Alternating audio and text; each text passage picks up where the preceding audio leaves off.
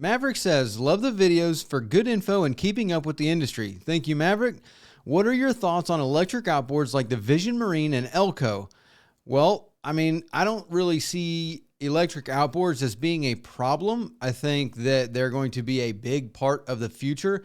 Obviously, there are some kinks that need to be worked out of the whole system with the range, the batteries, the price, all that kind of stuff, but they're going to be more and more prominent. Elco and Vision Marine are probably the most prominent right now. Vision Marine definitely is one of the most popular and the most abundant outboard out there as far as an electric outboard.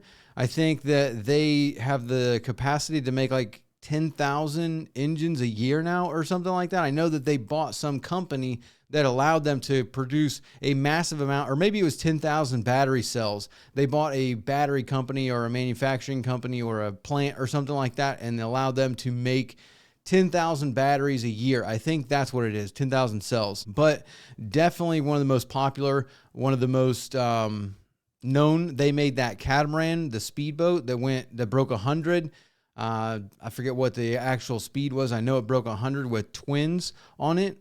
And then Elco, I don't know that much about. Elco is definitely, I think they only make like a 50 horse. They don't go above a 50 horse, but they're still a very prominent brand. I've not heard anything bad about them. I think there is going to be a massive future for electric outboards. I know that like you've got Evoy that makes a 300 and I want to say a 150.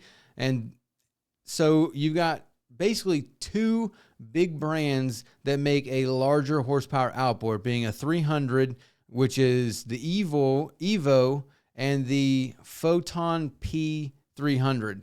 So the Evo is basically a Verado cowling and lower unit with a electric engine inside of it that makes 300 horsepower. And then the Photon, I want to say, is made out of an E-Tech shell. Not 100% on that one. I know they make like a 120 and a 150 as well. Then it all kind of comes back down to the price and the battery systems. We just got done talking a lot about lithium and the power, the complications, stuff like that. If you are in the Boaters program, we do a weekly live stream, and we were just talking about this the other day. You could either become a program member or a channel member, and we do a weekly live stream. But we are actually talking about the Volvo Penta. So just kind of like a recap of what we talked about. There is a thing called the CES. So every year in the beginning of the year, there's a Consumer Electronics Show. And in 2023, Volvo Penta came out with this huge future of boating vision, this whole thing about having this island and charging centers and a membership program where you could become a member, get on a boat, like rent it, I guess, kind of like Freedom Boat Club, and then take the boat out. The boat is autonomous. It teaches you how to drive it. It docks itself. They have charging pods that come out to the boat and charge it while you're at the sandbar or whatever overnight.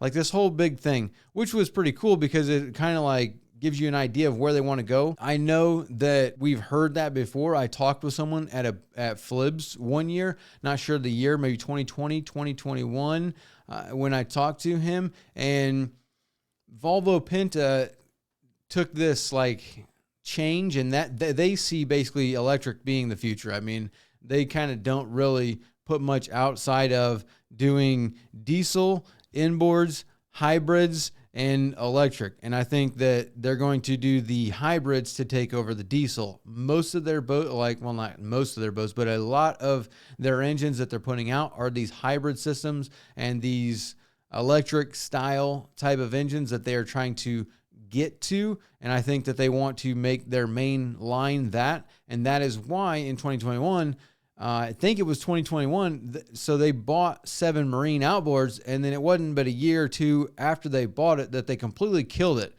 So, you know, they put all this money into this brand to acquire this company, and then they just completely shut it down. And the reason they shut it down was because they see the future being this. They want to push more towards this electrification of boats, I guess you would call it. even though they're still, heavily invested into hybrids and stuff like that that will run off of other fuel systems outside of, gasoline and diesel. So where do I see, outboards going as far as electric? I think you're going to see a lot more of them. I think the technology is going to get a lot better. Obviously, there's some problems with the lithium. We just did a video on the main channel about lithium, and a lot of people still don't really see lithium for what it really can be, all the benefits that it does have. Yes, there's obviously some issues with it, like what we just saw earlier a few weeks ago. By the time this video comes out, there was a massive cold snap in the north of the United States, and there were all these people that had Teslas and electric cars that were all stranded because of how cold it got. They were basically dead in the water. The cars would not run, the batteries would not charge, nothing would work. At the same time, I want to say that, you can't really say all that much about that, because when it gets to -50, -60, like these massively low temperatures, lead acid has its problems anyway. Like any battery is going to have a problem whenever you get that cold. So, I guess it's a talking point, not necessarily something that I would say is a problem, because especially when you're talking about boating. In boating, you're not boating in -40 degrees. If you are, that's a choice. So I don't know, if that would really relate, but that is kind of where you see some of the problems. And then obviously talking about, the explosive factors of it, even though lithium phosphate doesn't have the same problems as a nickel manganese cobalt, so NMCs. NMCs, if they are damaged, those are the ones that will explode. But the problem is that LFP, lithium iron phosphate, which is the main type of battery in the boating world, because they don't have thermal runaway as easy when they're damaged. So you could, stab the battery, and I want to say 99 times out of 100, it's not going to catch on fire. Even though there are some experiences, again, depending on the BMS and the, quality of the battery. Obviously, when you make something super cheap and you just pack it together and people are trying to make money, they can cheap out on certain steps and make things dangerous that they shouldn't be. But, that's a whole nother topic all in of its own. When you're talking about LFP, a good brand and a good product, it doesn't have that issue. But you don't have the capacity and the range that you get with the nickel manganese cobalt. NMC, they are more dangerous, but you get more range and you get more capacity out of the battery than you do with the LFP. There are, obviously new technologies coming out all the time, and they will eventually figure something out to make it, the ultimate product, like solid state. So opposed to using certain types of electrolytes, they use a solid state inside the battery, and that shows a lot of promises. Obviously, I think the main problem with the solid state is that the cycle count is lower. So how many times you can drain the battery and recharge it, the cycle life is a lot lower than an electrolyte substance. And then the graphite, they're using graphite, and then sodium. So sodium is a salt, and opposed to using lithium, they'll use sodium and solid state and graphite and all these other, they're making different chemical compounds to get the best out of each different one to make it cheaper, last longer, and have more range. So if you've got batteries that will last you 15, 20 years that don't explode and have less weight than carrying 600 gallons of fuel, then, the benefits are there. Obviously, charging them, that could be its own problem, its own discussion of, if you burn 600 gallons of fuel on your trips or wherever you're going, how much electricity are you going to use whenever you charge your boat? So is your electric bill go up $1,000 a month to keep your boat charged? Or, that whole mathematic side of things, I don't really know. You'd have to kind of figure that out. We'll figure that out as time goes on. But as far as like them being safe and being useful and being like the future of boating, I definitely see the potential, and I'm all about it. I think, you know, the batteries, again, if they can figure out sodium because they're so much more abundant than lithium, that'll be great. If they figure out the solid state to make them have the cycle lives, you know, if you can get 20,000 cycles out of a battery, that battery's going to outlast the boat. And if you can get, you know, the graphite and all these other things to get different ranges, so where you can have a boat that can do 600 miles or whatever it may be, to be equivalent to using, you know, fuel, then 100%, there's no disadvantage there. Because if it doesn't explode when you damage it, then the safety's there. And if you can get the range, then great. That's kind of the biggest problem that I think people are seeing with electric on cars. But obviously when they figure it out with a car, they're going to figure it out with a boat too. So it's just a matter of time and when they figure that out. If you get, like, let's say you get into an electric car, it says that you have 400 miles until you're empty.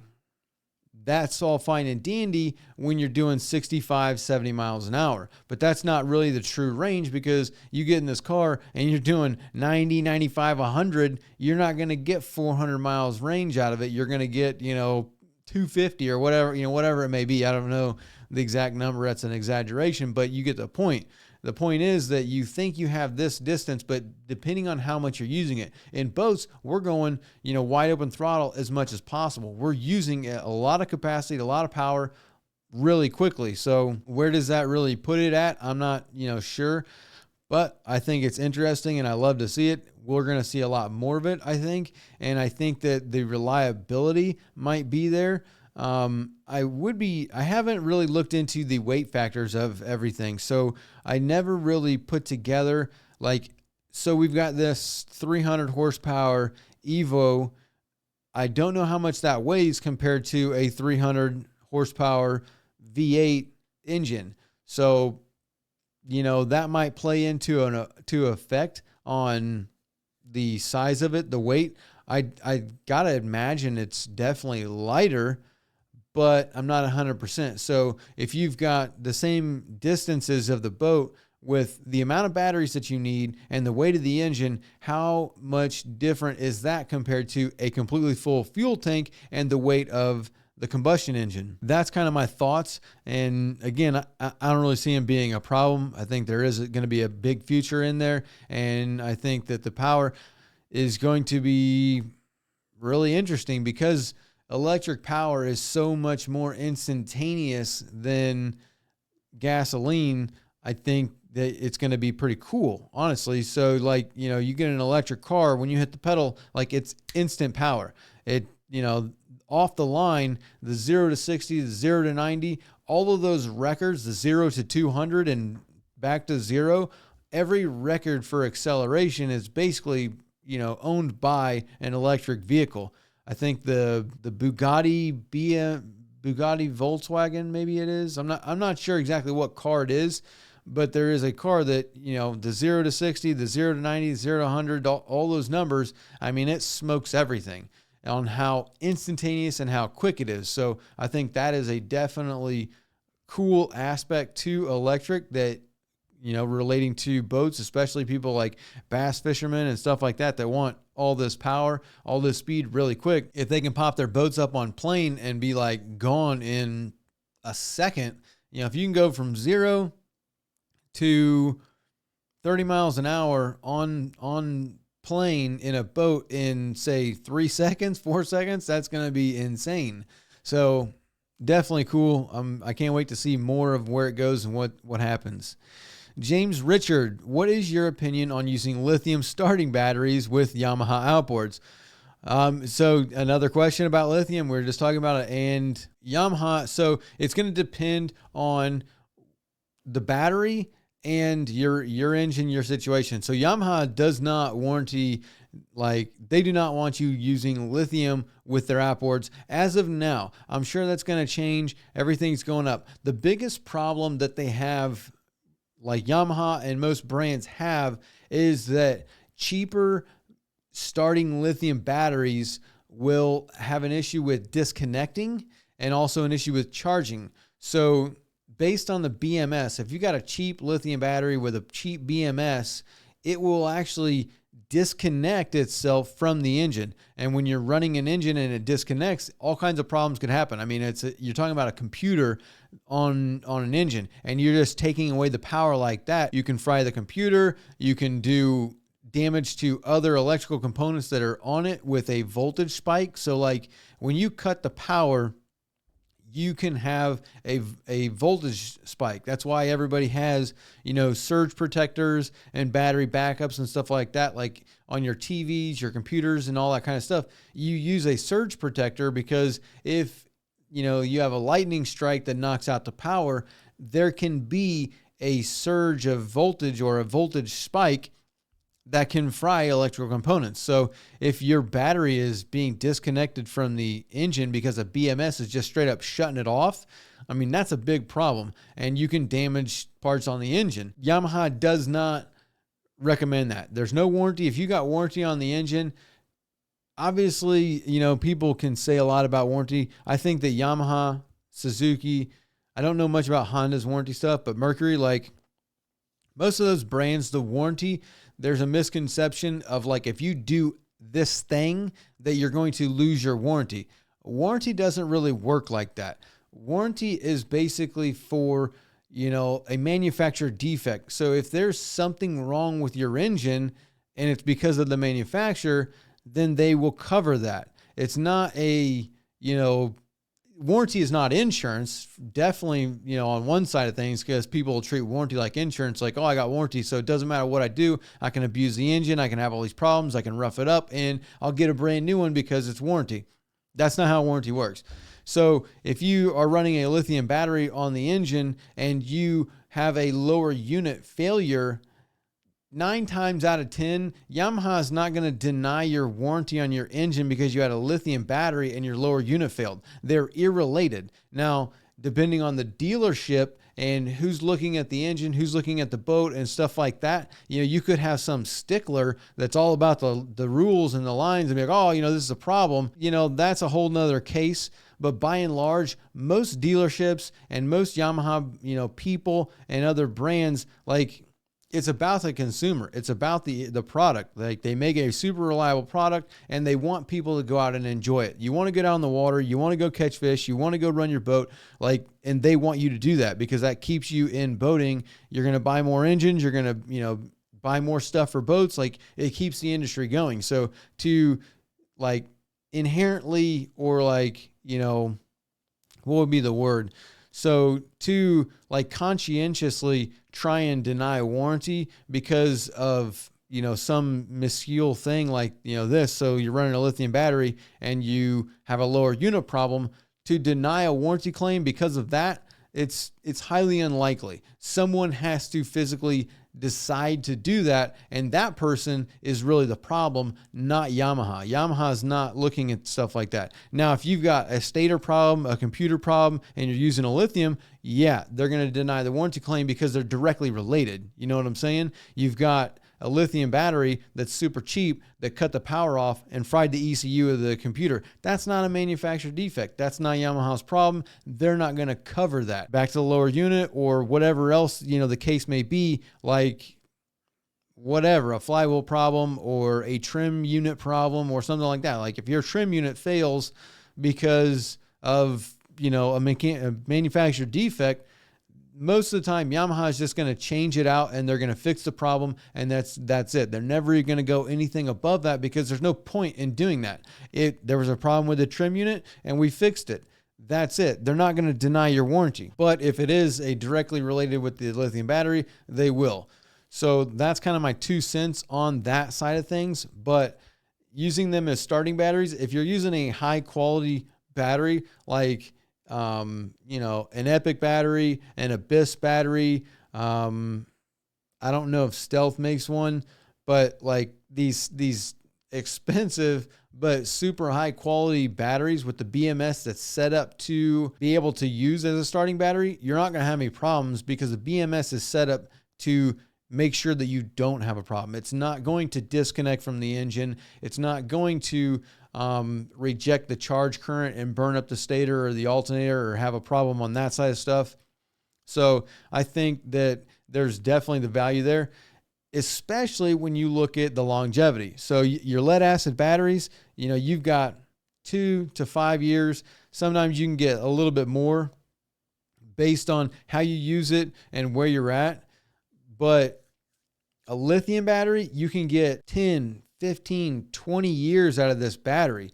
So if you can get 20 years out of something opposed to getting 5 years. So if you spend $400 on a battery over, buying 5 batteries over a 20-year period, you're going to spend the same amount as with you if you bought a $1,200 battery and it lasts you 15, 20 years. So the cost and the having to deal with it, I think the advantage is definitely on lithium there. But at the same time, it depends on the battery and the quality and whether or not it's a good quality battery. Because if it's not a quality battery, then you could have problems. So definitely don't go with a cheap battery. I think, lithium starting batteries will eventually be a huge part of the industry. Like Mercury already has all the specifications. They use lithium a lot, and a lot of brands are pushing to lithium. So if the industry is moving towards this thing, then you can probably guarantee that all the other brands are going to have to move into, this deal being lithium. Whatever it may be, it might end up being sodium or any of these other things that we talked about. Then Steve Myers wants to know, so if you put them on a 100-foot yacht, say 10,000 each, times 2, 20,000, one round trip from Seattle to Cabo and back up at a 20% fuel savings, wouldn't take long to cover the cost and start saving you large amounts of money on fuel. I would cage the props to save them from potential damage. Talking about Sharo props again, and the fuel economy, depending on the size of the prop, you might have a $10,000, $15,000 prop, but it's going to go back to how you're using it. Like he's saying, a 100-foot yacht and going down to Cabo, if you're burning a lot of fuel and you're running long cruises and you're saving 20, 30, 40%, you're definitely going to have a fuel savings there. And it's all about the math. So if you spend, let's say you spend $1,000. No, let's make it easy. Let's say you spend $4,000 a month on fuel. And again, that's not most of us. These are people that have cruisers and do a lot of fishing, a lot of offshore, long trips, or a lot of short trips. So if you're spending $4,000 a month on fuel and you're looking at getting a 20, 30, 40% fuel efficiency, which is what people are generally seeing, let's go with 20%. If you get 20% better fuel economy, that means you're going to spend only $3,000 a month on fuel. So you've saved $1,000 that month. If it costs you $20,000 to get these propellers, it's going to take you 20 months to get your money back and start saving money. So if you double that and you spending, say, $8,000 a month on fuel, and at 20%, you're going to save $2,000. It's only going to take you 10 months to be able to get your money back. Or if you're spending $12,000 a month on fuel at 20%, it's only going to take you 5 months to get your money back. So again, it's going to be a math game, how you use your boat and cruising. Some of these companies, like let's say you own a yacht and you charter that yacht out, or you run fishing trips and you're burning that much fuel a month because you're running 60 miles offshore and back every day or every other day or something like that, then within a few months, you might be able to get your money back out of buying the prop. Now, if you're running in shallow water, you're running in rivers and stuff like that where you have a chance of hitting ground, then nah, probably not. I mean, you're not spending that much in fuel to what you're going to have to spend to buy the prop. And by the time you get your money back, you might have already be on to the next thing. And then also you have a risk of hitting ground. So if you roll one of the blades over, it's not really a blade, it's like a ribbon, but if you mess that up, then, that's a whole nother problem. But if you're offshore, you're cruising, you're not going to have a chance of hitting ground, and you're running all those trips, then 100%, the savings could be there. I'm with you there, Steve. It's a math game. Bob White, have you looked at the cost of a new 150 or above? I can build and rebuild 5 2-strokes for the price of 1 4-stroke. I don't blow motors every day like you may be thinking. If I get 2 years out of an HPDI, then drop $2,000 on it, I have barely paid over the sales tax of a new one. Do the math. New ain't cost effective for a blue collar dude. I mean, new outboards are definitely a rich man's game. That's kind of what we're talking about here, is the price of everything. And yeah, if you can rebuild 5 2-strokes and get 10 years out of those engines, then definitely worth it. And I'm not against the 2-strokes either. I'm still a big fan of an HPDI. I would still run an Optimax. Like, you know, there's nothing wrong with the 2-stroke. I'm all for you there. It's an interesting idea. There's a lot of people out there at the same time that don't buy engines, don't rebuild them, aren't mechanically inclined. They just want to go fishing. So, you know, for those guys, it might not be the same type of a situation where they have the ability to rebuild them, and they, you know, they might have the money to go buy it. So, I mean, yeah, you know, I'm with you though. I get what you're saying. I'm a doofus. I have a question. Just purchased a 2024 Suzuki 175. Tides really affect my ramp depth. Sometimes have to really tilt the motor up so keel isn't scraping bottom. Is it bad for the motor to run it at an angle like that for 10 to 15 minutes? I'm guessing you're saying that keeping your skeg, not the keel. So the keel is, you know, here's your boat, the very bottom, you know, where the two sides of the hull meet, that's the keel. I think you're talking about the skeg of the engine and having to trim it up. So depending on the angle of the engine and the water is going to be the problem here. So with an outboard, you're talking about the exhaust and you're running cooling water. There's water going into the exhaust and then pushing it out. So most exhausts come to the top and then they come over, and the exhaust comes out of the cylinders and it goes up and then down and out. So if you trim the engine, like let's say, you know, this is the water and this is your engine, and you trim it up like this, as long as that exhaust is above and, you know, the water line, and it's not, you know, tilted to an angle. So if you tilt the engine like this, water is going to just roll back into the engine and lock up your engine, because it's going to be able to do that. By and large, with the engine tilted, you know, there is, to a point, I'm trying to think of the exhaust system on that Suzuki and how far. I mean, you probably can tilt it to like this and not have a problem, because the water is just going to be in the exhaust and gravity is going to do its job. It's going to be pushing it down. You've also got the air that is coming out. The exhaust is being pushed out of the engine, and it's going to push all the water down. Water is not going to have a chance to get back up into the power head and mess things up. That's kind of what the problem with tilting the engine up. As long as there's no chance of water getting into the engine through the exhaust, then it doesn't matter. As long as you got cooling water, because at a certain point you're going to trim the engine up out of the water and you're not going to be sucking in cooling water. So I'd be looking at that before you're able to trim the engine up so far to where you're going to get water that, you know, goes back into the engine and locks your engine up. Those are going to be the kind of the two things that I'm thinking about, and that what you're going to want to be concerned about. I don't think you're going to have a problem as long as, you know, you trim it up to where you're still getting cooling water in there. But, you know, I get what you're saying with the steep ramp, and you know, the end, you got to bring your boat up on the trailers like this. And you know, as you come up, you don't want to submerge your engine at the same time. So steep ramps can have their downfalls, but as long as you've still got cooling water, the lower unit's still in the water, I think you're going to be all right. You can run it like that, you know, for as long as you want, because you're cooling the engine and it's not tilted all the way up to where water can get through the exhaust back into the engine. Most engines have been designed to where that's no longer an issue. There were older engines like, you know, the first generation Verado, stuff like that, that had the exhaust so low that was a potential problem.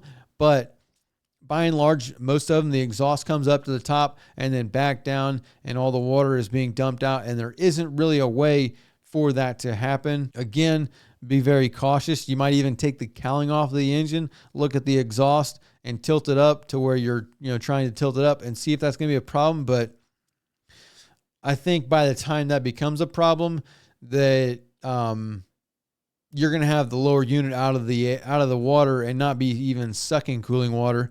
So don't go that far with it. If you have to go that far with it, just shut the engine off and get the strap onto the boat to where you can, just crank the boat up onto the trailer. Get guideposts on your trailer, so that way the guideposts, as long as you get the bow in between the guideposts, you can, hand the strap over and hook it from the bow and be able to crank it up onto the trailer and not worry about, just shut the engine off and not worry about that. So that's kind of the way I would do it, especially if your ramp is super steep. The trailer is going to be super submerged, so you should be able to get the bow up real close to the front and then just kind of work with somebody as you pull it out to get it, to sit right on the trailer. Ray Czar, you mentioned about spraying the engine with CRC. I prefer WD-40 as I've been told CRC over time can make the cable insulation mushy. I have not heard that about CRC. I don't know. It could. I mean, you start spraying chemicals on stuff, there definitely could be an effect on rubber components and stuff like that. Even though I have not seen that, I can't say that couldn't possibly happen. I mean, I guess maybe you need 20 years of CRCs to get, evidence of that. But same thing with WD-40. I'm not against the WD-40. I have been told by someone else that WD-40, because it is a petroleum product, that it will dry out and crack the insulation that's on the wires, like the engine harness and stuff like that. Again, I haven't personally seen this happen, even though it is potential. So, weighing the options there. We use CRC, so I'm not going to say not to use CRC. WD-40 is still a great product as well. I do see the correlation between the petroleum, the drying out, and the cracking of the insulation, the rubber insulation on the wiring harness. So if you want to be 100% with it, just go buy YamaShield. YamaShield is, outstanding, and it's like $10-12 for a bottle, and that will give you all the corrosion protection that you need. So maybe even just switching over from WD and CRC to YamaShield, that might be the best 100% way to not have an issue. So let's do one more before we shut it down for the day. Scott Michael said, I was just looking at these for my 425s. The cost is $24,000, and I don't know if I can justify the cost. Right now, I go 0.4 of a mile per gallon at 4,000 RPM and hold 614 gallons that I fill up 1 to 2 times a month. Talking about the Shero props again. So yeah, we can end it on this one. Again, it's a math thing. I did a little bit of an equation here just so we can do it. I can't get the equation right off the top of my head. But if you have 614 gallons twice a month, that's 1,228 gallons. Usually I think people you get 20 to 30% on the fuel savings of it. So at 1,228, if you're going to be spending somewhere around $900 to $1,000 per month on the fuel, so it's going to take you like 2 to 2.5 years to get your money back. So is that savings enough, to unload $24,000 to, over 2 years? Generally, my guess is if you're running 425s and you got 614 gallons, spending $1,000 on a fill up, you could probably find a better way to take $24,000. So I'll put it like this. If you take $24,000 and you invest it into something else, my guess is you'll probably be able to double your money in 2 to 2.5 years, opposed to spending $24,000 on propellers and then waiting 2.5 years to try and get the fuel savings out of those propellers. That's just kind of my thought on that, based on, if you're running 425s, then my guess is you've got opportunities to use that money elsewhere, double it, and, then there's no point in buying the propellers because you can make your money elsewhere and not worry about the fuel savings. If you want to talk about something, drop it in the comments below. Email us at askmeab@bornagainboaty.com. Check out our boaters program. Again, we do a weekly live stream. We got podcasts, hundreds of courses, or you can become a channel member on the main channel, and we will talk to you next week.